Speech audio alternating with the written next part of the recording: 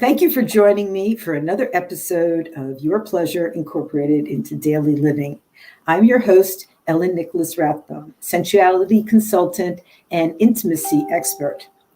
This is a beautiful, beautiful day. And one of the reasons that makes it such a beautiful day is we're going to talk about meditation. Now, I personally meditate every day. I started in April of 2007, and I haven't missed a day. And I have to say, when I first started, it was very difficult to sit still for 5 minutes. But they call it a practice because that's what you do when you meditate. You practice meditating every day. And the longer that you do it, the better, I should say, or the longer you're able to do it for. Now, basically, it's a mind, body, spirit connection. That's what it is. It's like tapping into the infinite energy of the universe. It's like seeing into the mind of God, because we are light. And when you're meditating, there's a light there that you can see, that you can focus on. And it's been described to me as your soul is like a little blue light in the distance. And wouldn't it be nice to be able to recognize your eternal soul inside of your body? Well, that's what you can learn how to do. Now, you might say, now, why the heck would I want to do that? I mean, how's that going to make me any money? Well, life is not just about making money. Life is about being healthy, and about being connected, and about being secure. And once you know who you are and what you're up to, as far as your soul's journey is concerned, you can be a little bit more comfortable and relaxed and faithful about what you're doing. And like, I'm good because I know who I am. I'm good because I love my energy, and I know I'm connected to source. And every time you plug in meditation, you're connecting to source. So there are many different kinds of meditation, and transcendental, and there's this other one where you're listening to music, and there's just others focusing on the breath or focusing on a mantra. There's just a lot of different ways to approach it. Whatever works for you is the best, because it's basically all training the mind to slow down and stop chattering. We want to calm the monkey mind down and feel good inside our head, inside our heart, and know that we are connected to source. So today, we're going to talk about one of my favorite kinds of meditation, which would be orgasmic meditation. Meditation, when it is at its pinnacle, is an explosion of light. And if you can add that to an orgasm of the physical sort, along with the spiritual explosion, well, then you understand the best part of being a human being, okay? Because I don't think chimpanzees can do that. I don't think dolphins can do that. I'm pretty sure. And we as humans can. Isn't that nice? So I'm going to introduce my guest for today. Dr. Maria Appelqvist is from Sweden. She is a life coach. She is a woman who has dedicated her life to understanding the body and the processes of it, and for maximizing the pleasure that the body can have just by an acceptance of self and a knowing of self. So without any further ado, I would like to very much introduce my lovely and wonderful guest, Dr. Maria. Now, that's what I'm going to call Dr. Maria, because if I have to keep saying the Appelqvist, people are like, what? So welcome to New Jersey. Thank you, Ellen. Thank you for having me. It's my pleasure. I'm so delighted. Yes. I really believe that the human body has such a wonderful potential for pleasure. And in that potential for pleasure is the potential to heal. Okay. And I think that if there is a connection to source and a belief in your body's ability to heal itself, that when you connect to that, you are giving a very real signal to all of your parts to calm down and to be part of the light that they are. I mean, we are light, and we've forgotten that because we look so solid, right? So to be able to add meditation to physical pleasure, I think, is the most beautiful act that a human being can enjoy. So I'd like you to tell our audience how you came upon this understanding, and what your journey has looked like up to now. And then we'll talk a little bit about the details of orgasmic meditation. Yeah. Thank you, Ellen.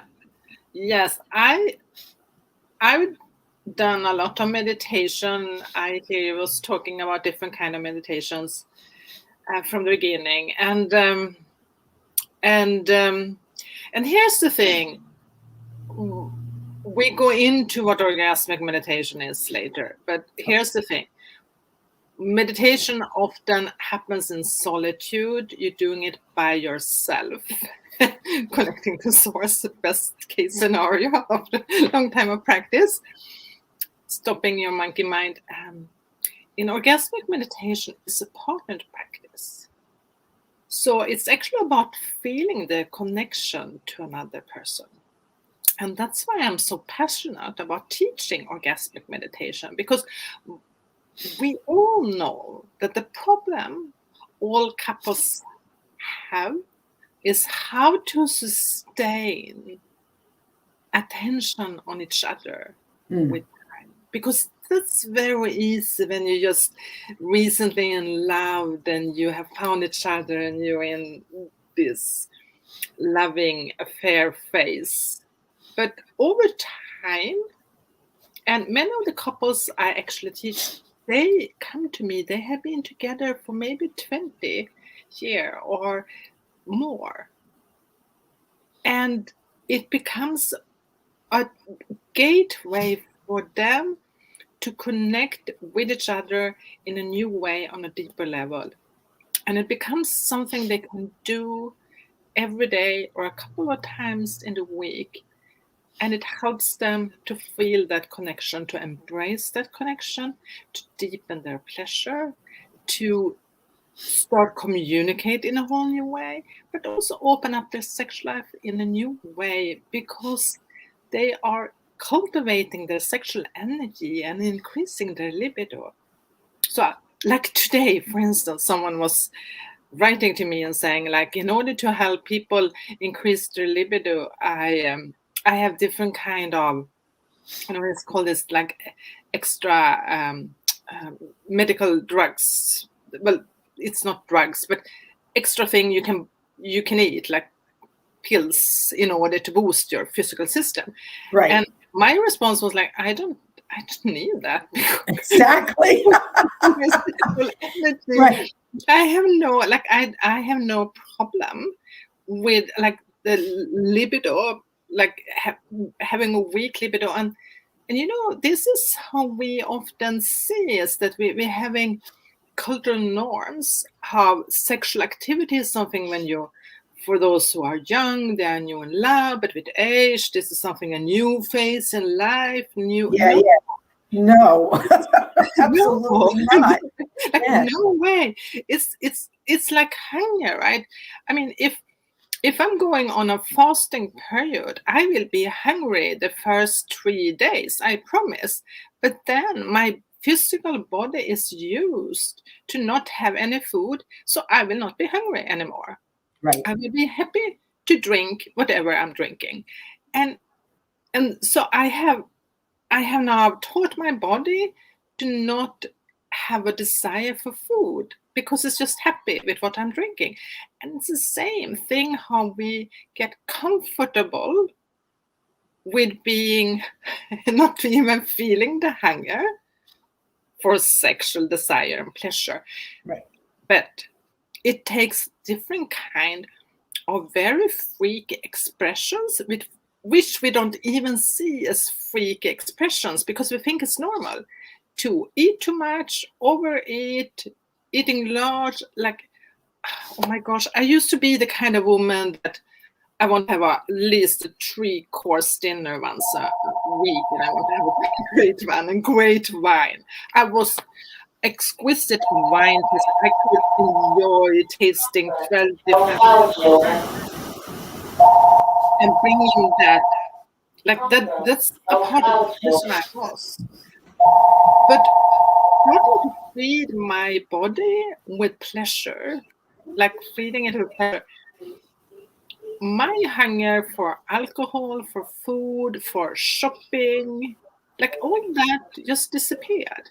Right. So I now feel and experience how it feels when I'm saying like either I'm turned on, like my body's turned on, or I'm numbed out because I haven't done this practice for a while, for a long time. And I can see it because I will get into shopping or overeating or something.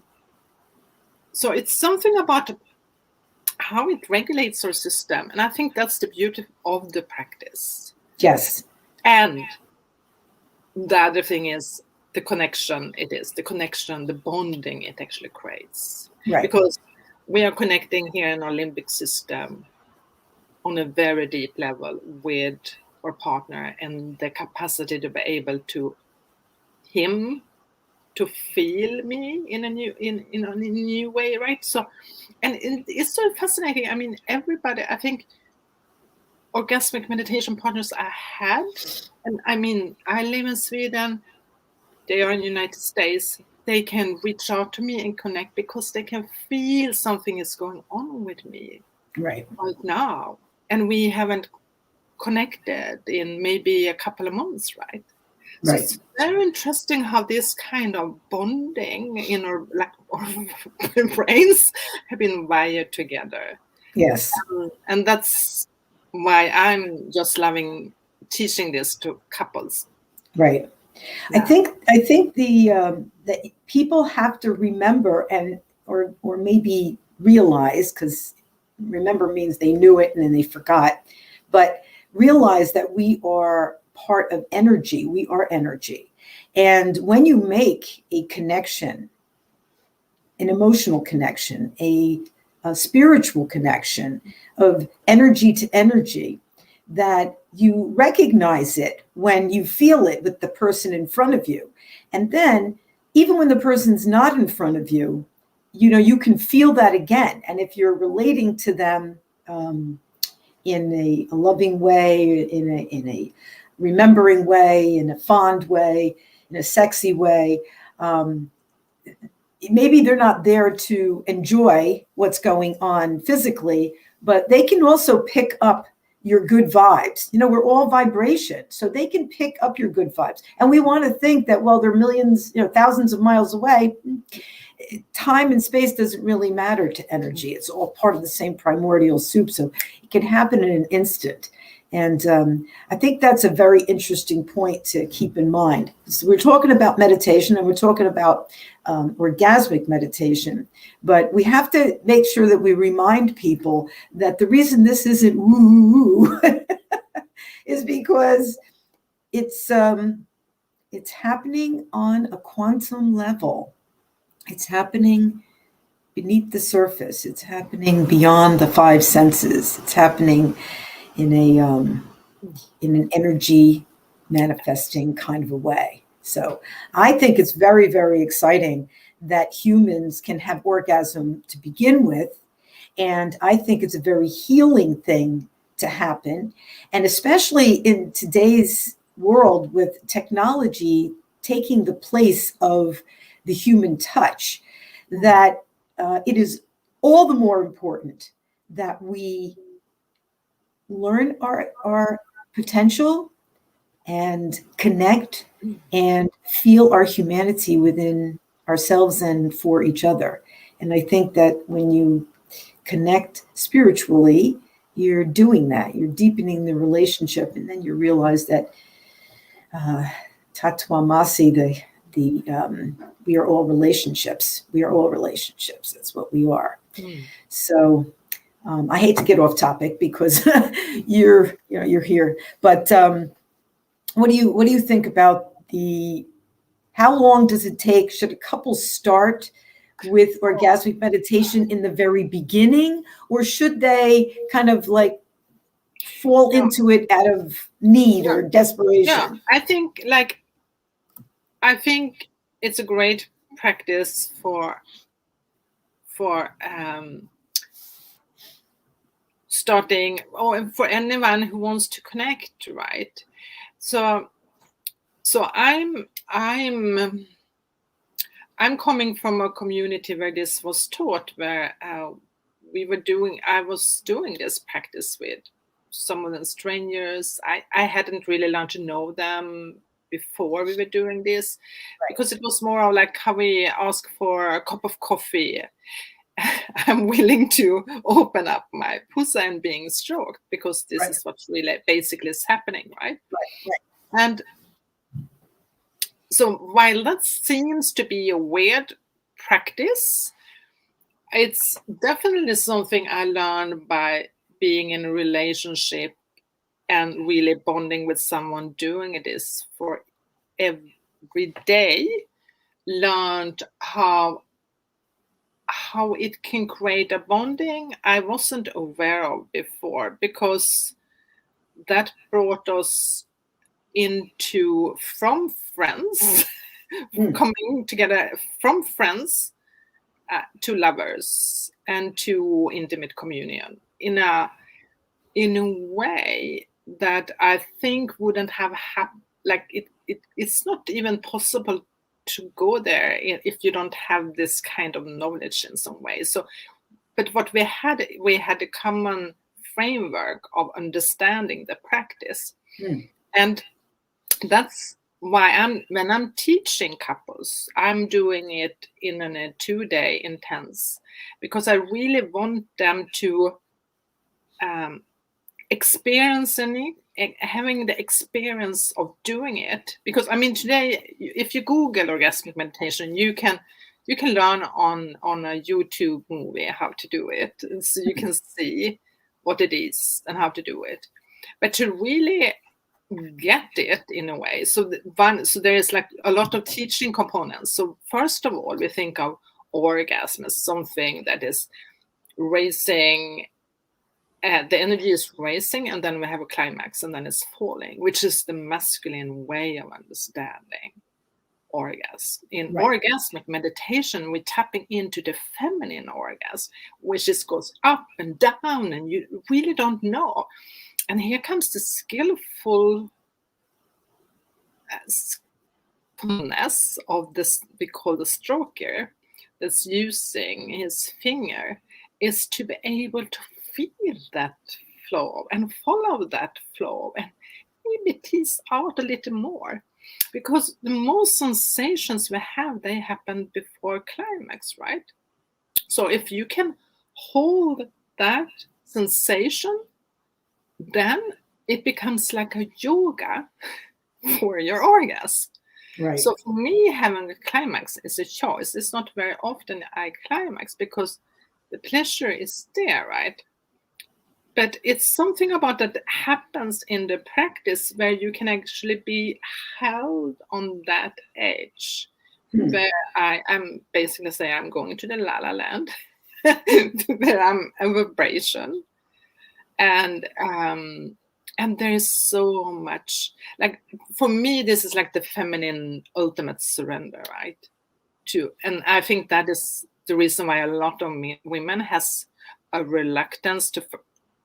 The first hurdle is to say yes to it and lay down and accept it. That's the first hurdle. Right. And the next hurdle is to learn to relax and breathe and feel how it feels at the point of the contact. and then the next hurdle is actually to be able to feel and concentrate on, and discerning what's pleasurable and being able to direct his finger where you want it to go. Like It's a great stroking length. I like the pressure. I'm curious how it feels in the top left corner, so he can adjust the stroke.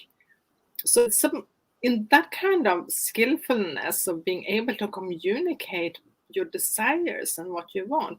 So from that to, I will say, the complete surrender, because now I'm trusting and he have learned to know my body. Right. So he can play it right. I don't even need to give any feedback, because it's just like I'm the aligned instrument. And I think this is why men would really be interested in this, because how many men wouldn't love to be able to hold their woman under a stroke of a finger, Right. and she's basically like in heaven. Yes. Right. Absolutely. And he as well, because her orgasm is his orgasm. Right. Because the energy is transmitted.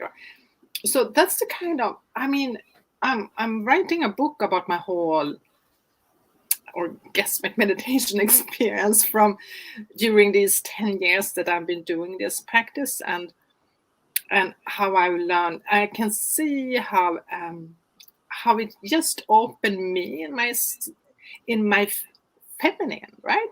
Right. In a whole new way, in my feminine desires that are very different from all the women who are very much operating from masculine desires. And, Yes. you know, a lot of women, and this is the woman I used to think as well. I used to think I didn't need a man in my life. I didn't need love. I was a bit puzzled by all these dating coaches. I couldn't really relate to but now I know, like, the reason I like to have a man in my life is because my feminine energy wants that, and that's why I'm passionate of the concept of polarity.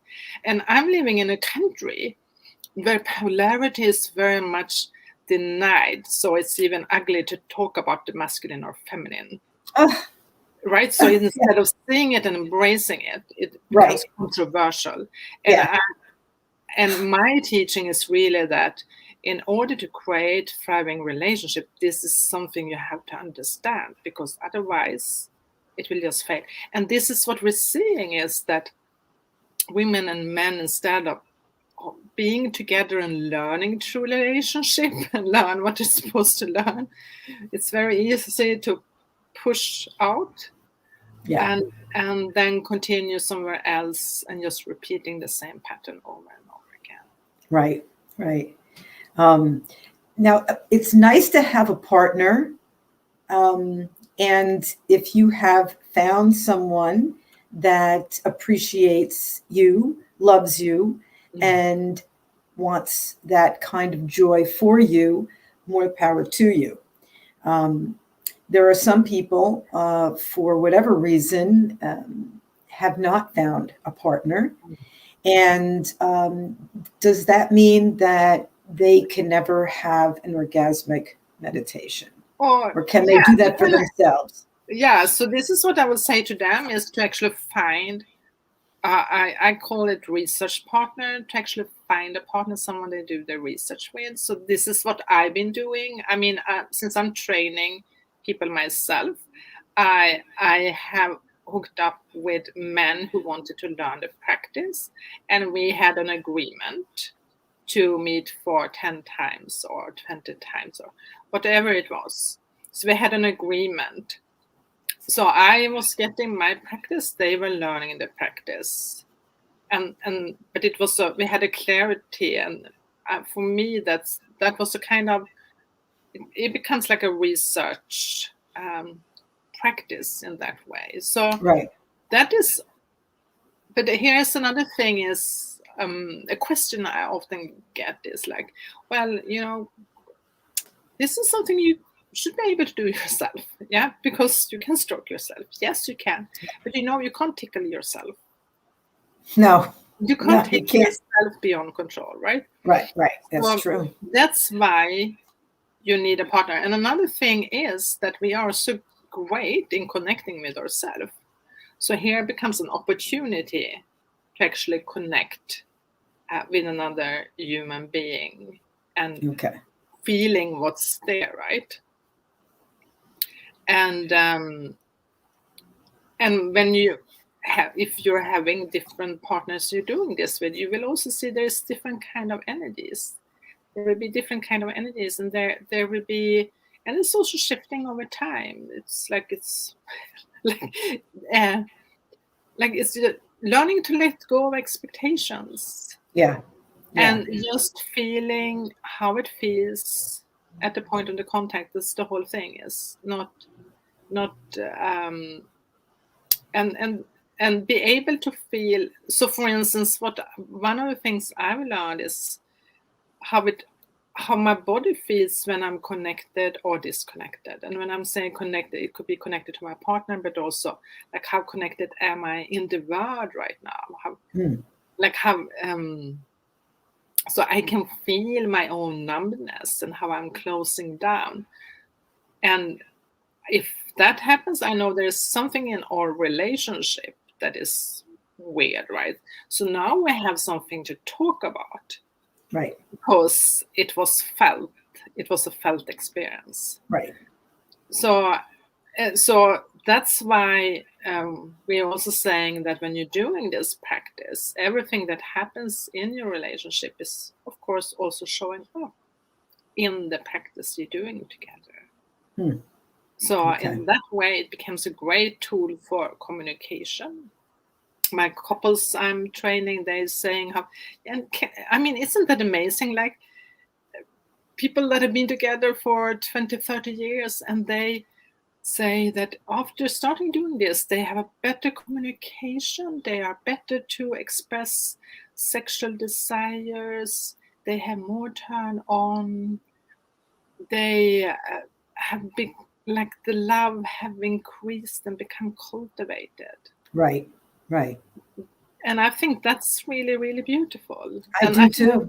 Absolutely. Absolutely. You never really want to stop learning, and you never really want to stop connecting with your partner, but you have to find different ways to do it.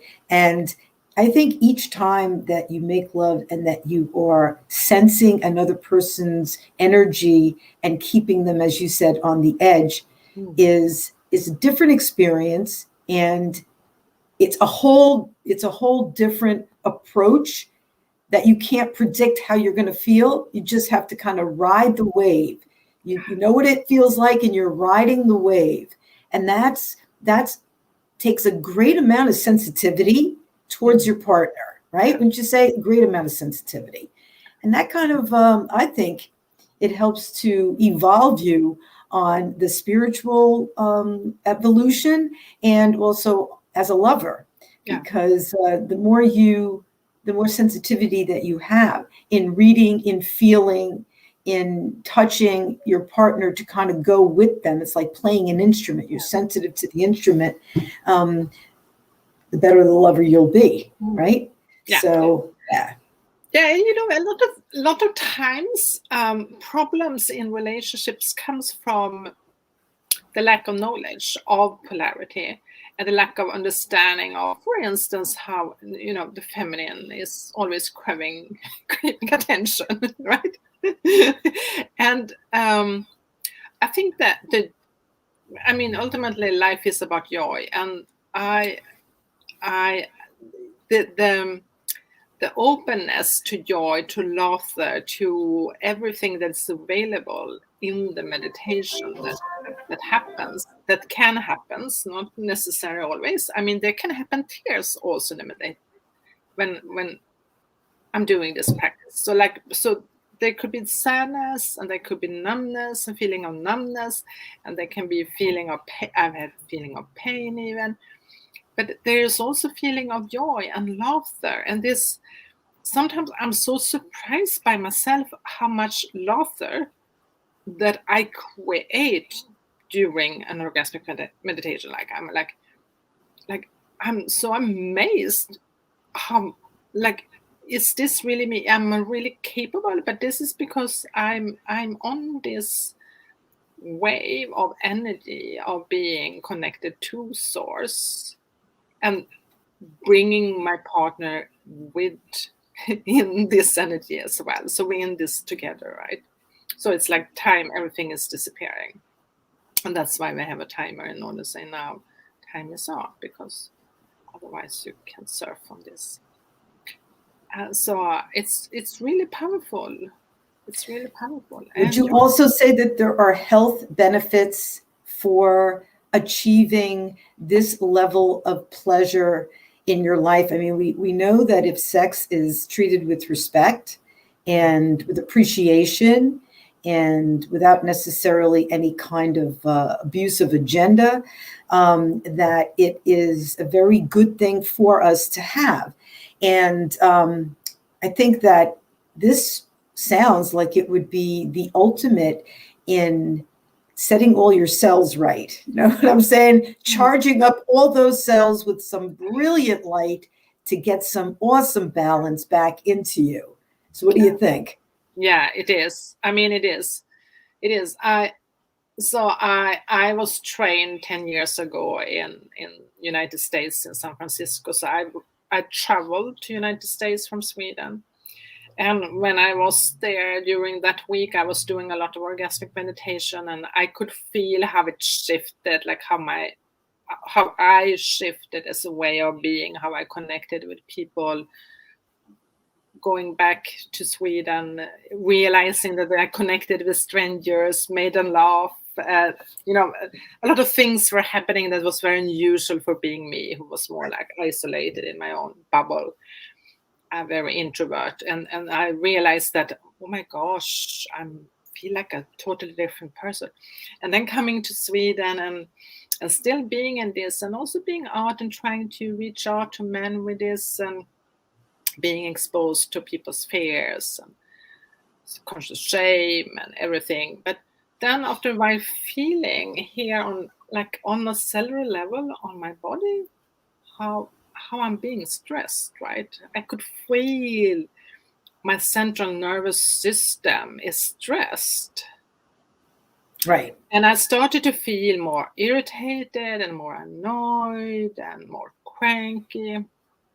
And then I come back a couple of months, 1 month later, whatever, for the next retreat. And I'm being cranky, and I see one of my stronger partners, and he knew I just need to have one arm, right? So it's like, Maria, let's just can we just arm? Because my energy would shift after that. So I could be cranky, and we did an arm, and then I was like, I love to be here. This is life, because it's just 15 minutes and I was transformed. And I think without medication, oh my goodness. I don't think, I probably have fed my body with around 500 hours of orgasm by now. Yes. Calculated. Somebody's got to do the work, Maria. If you ever need a volunteer, I will get the first flight to Sweden. There is more women who have volunteered more than me, and I've seen them transform. I've seen them being very depressed, very cranky, very bitter, very betraying other people. And then I meet them 7 years later and see, my gosh, this is an angel, right? Because they have done the practice regularly. Right. Once you learn to accept your sexual self, that's a thing. Accepting your sexual self, accepting that you are a sexual self. Yeah. If you're denying it because of any kind of religious teachings or any kind of backwards, archaic way of, oh my God, sex is this is that, then you're living with shame, you're living with fear, you're living with all the negatives. But once you connect, then you learn to love yourself, really. Yes. And here's another thing is, we don't know how hungry our bodies are for pleasure. Right. It's like, and I think that is what I discovered. was that how hungry my body was for pleasure. Right. So it was like I could just like, can someone please stroke me? Because I was so hungry. And this is what happens a lot of time when men are complaining, the woman they have, she don't want to have sex any longer. Well, not wondering, because she have probably not get much attention more than he wants something from her, right? So this is another thing, and for me that was also, of course, one of the things when I started to do this with men. I since it is an practice, orgasmic meditation as a practice, it's no extra. I didn't want it to be in my brain that this is something men do and then they want to have sex with me. And a lot of men, they are also so very hungry, right? So from the beginning, also men has to understand that this is like, it's not about exchange, because that's what we do the whole time in the bedroom. I'm doing this to you and you're doing this to me. So this kind of exchange. So this was something like, this is like, no, it's for women to lay down and learn to receive, right? And then, of course, men are also hungry. So there was also crankiness. A little bit, what about me? What about me? But the healthy masculine, and this is what I love with the practice, is cultivate the healthy masculine to actually be appreciative of holding the space for her to surrender. Yeah. And taking feeling the pleasure into being that firm, strong masculine that can hold her so she can trust and surrender and have that kind of expansiveness in her physical body that she can't create by herself, and maybe not even with another stroker as well, because there is a specific relationship she has with you that creates this trust. Exactly. Right. She needs a specific, it's not something that you can do with everyone, because everyone doesn't know you like that. Right. And that's why I'm so passionate about couples, of course, because there is a reason they are a couple and they have committed to each other and choosing each other. And many times, of course, this becomes a way to, how do we keep, I'm so good.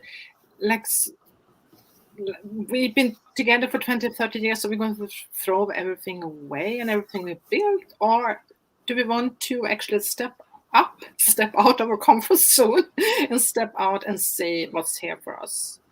I think it's something that we have been, society has so much pornography that teaches what sexual interludes look like. And it's so misleading. And maybe now, because of our restriction and being able to socialize, people are relying more and more on pornography rather than trying to get out there and meet one another.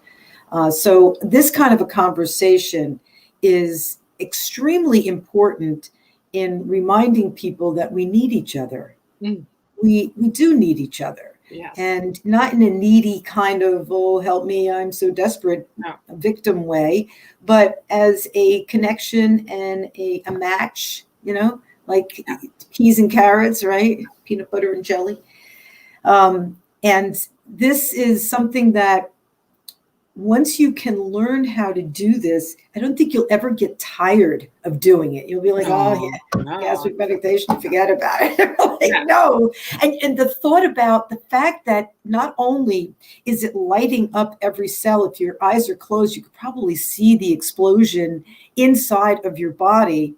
But it is your body producing endorphins and all kinds of positive hormones that are helping to reduce the free radicals, to reduce the inflammation, and to help the telomeres grow. Because that's one thing that meditation does better than anything else, is it helps the telomeres to grow. Now, for anybody out there that's not sure about telomeres, there are these little hair-like structures of DNA at the very end they're at the end of your DNA, little hair-like structures, and they're pretty long when you're born, and they get shorter and shorter and shorter and shorter. And as they're getting shorter throughout your lifetime, you're getting older. But guess what?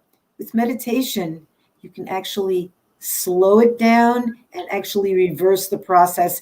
And I think orgasmic meditation sounds like a prescription for anti-aging, if anything else. Yeah, definitely. I mean, I think, it is anti-aging. I think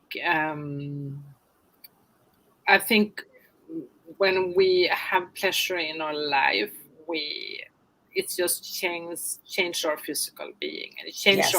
we look softer in our face. There is so much.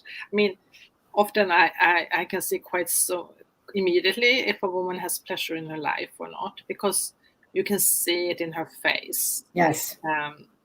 And this is like, so women invest a lot in beautiful clothes or jewelry, accessories, but then no pleasure. It's visible in your face. You can see it in her face, most definitely. And I'm not going to throw anybody under the bus, but there's quite a few very famous women out there who have less than satisfying relationships. And if you look closely, you can see they're not happy. I don't care what kind of makeup they're wearing. I don't care what kind of clothes they're wearing. It's in the face, not happy. Yeah, it is. So, yeah. It is. And I think that's also, I mean, in all ultimate self-love is also to understand self-pleasure.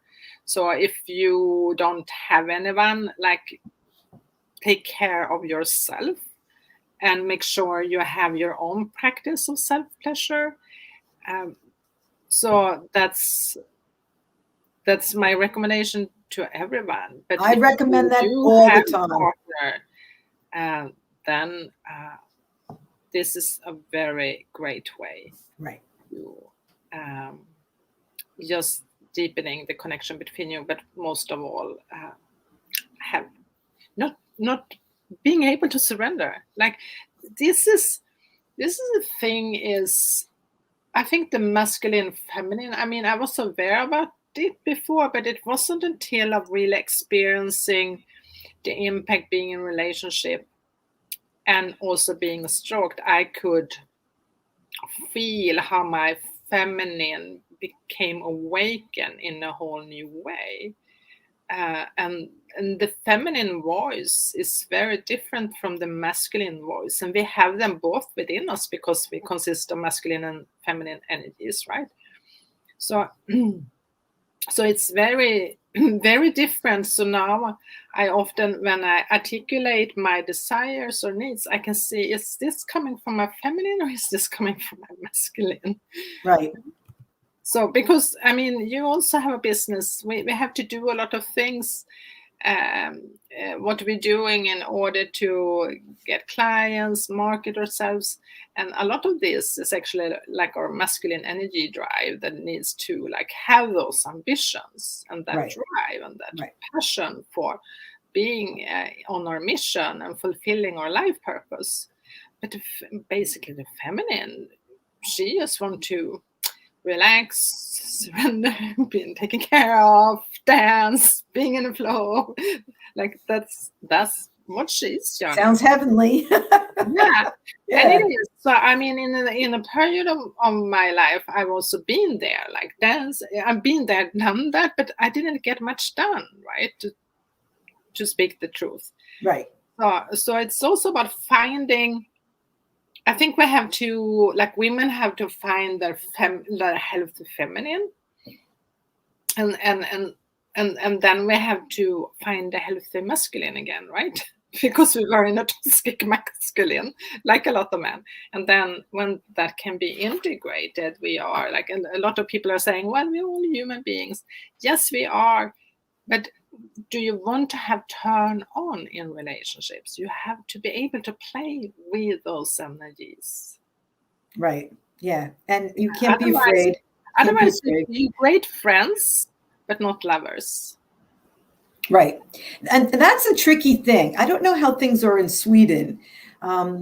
I personally can separate the sexual act from the emotional and being involved with someone. But a lot of people have a real hard time, like for a woman to say, I'm going to go to an orgasmic meditation class. I don't have a partner, so there'll be someone there that's going to do that for me.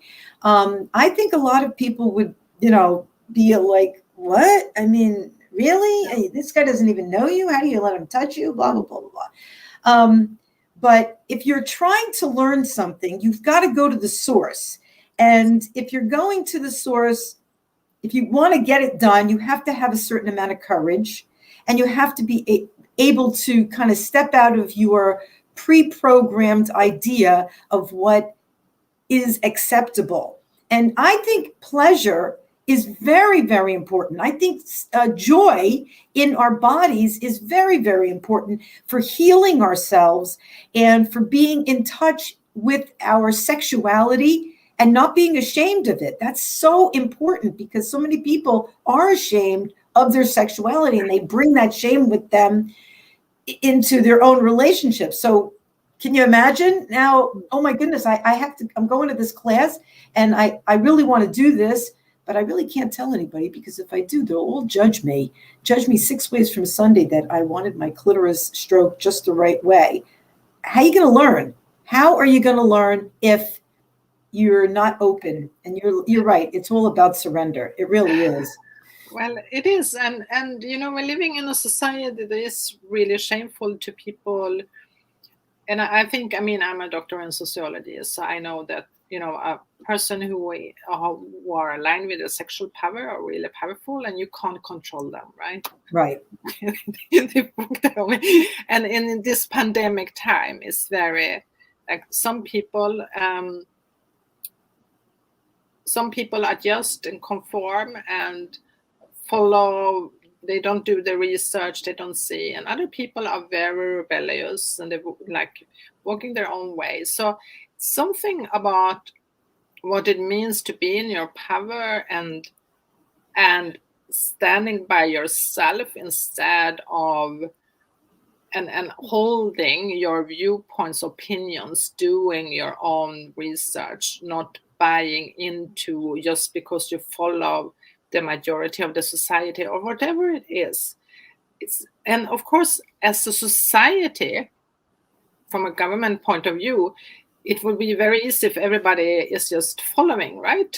Right. Much easier. Sure. Whatever we want. So right. People who are sexually free and they are radicals. Like, they have the quality to be radicals. And that's why we have so much shame around it. Like, it's becoming so, and also the distortion of relationships as a concept. Like, a lot of free sexuality are making also a lot of people confused. In Sweden, for instance, we're talking about the ability to change your gender, like initiating the process even at as early as the age of 15 years old. Wow. Which is in an age where all teenagers have their identity crisis, right? So instead of saying like it's normal, kids have identity crisis. They try to understand who they are and who they love and what they are.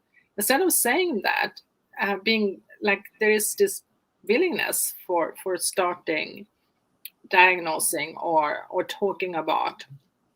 And while it might be seen that everybody has their sort of individual freedom, I mean, I've been stroked so much, I know my pussy has a voice. It's the feminine voice. Yes. And it's very different from the masculine voice. Right. And then we can invent 28 different kind of categories for genders. But that's just like, I'm like following Jordan Peterson on that, right? It's just a disconnection from yourself and who you are. Right. And maybe we are living in an environment where we are where we want to be an identity because we have the group pressure. Right. But that's another thing. That's like how identity is constructed in different social contexts. Mm-hmm. So it's something about finding yourself in your own core. Yeah. And very few people are actually willing to go that deep. Yeah. And I think that is the biggest concern, that it's so much easier to follow what other people are doing rather than saying like, okay, so learn to know myself. Like, what is my desire? What do I want? Right. Right. It's it does take a certain amount of courage to live your life and to be true to yourself.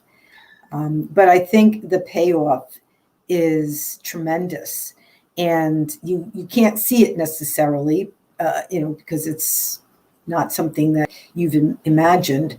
But when you truly love yourself, and I mean appreciate who you are, what you are, the energy that you are, the gifts that you have, the road that you're on, and the time that you have, you don't want to waste that. You want to learn how to love yourself and take chances to grow emotionally, physically, and even spiritually, because that's why we're here. We're here to experience life and to grow and to find pleasure and actually to make the world a better place than we found it. And I think that by contributing joy in your own life, just loving yourself and being good to yourself, that you are definitely making the world a better place in your joy, because that's the kind of energy that you're putting out.